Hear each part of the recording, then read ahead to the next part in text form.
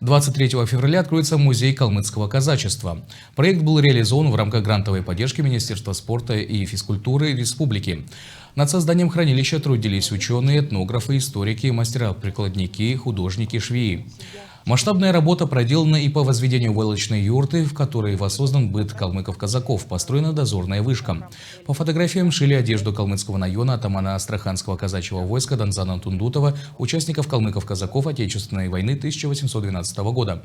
Кроме этого, один стенд посвятили полным георгиевским кавалерам, другой посвящен астраханскому казаку, участнику Первой мировой войны Энятею Чатырову. Это одежда Данзана Тундутова, астраханский атаман казачьего войска. Воссоздана по фотографии Данзана Тундутова. Специально отдали швее, которая как раз таки все это сшила.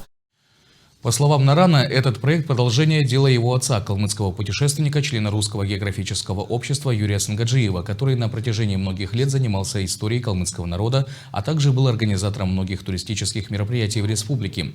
Большую помощь также оказали неравнодушные жители республики и музейные работники соседних регионов. Благодаря им удалось приобрести много ценных экспонатов. Открытие музея калмыцкого казачества нацелено на то, чтобы рассказать исторически важные факты Калмыкии, так и всей стране.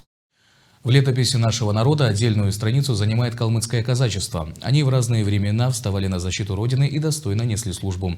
Несомненно, этот объект станет еще одним туристическим местом, куда ежегодно будут стремиться десятки туристов.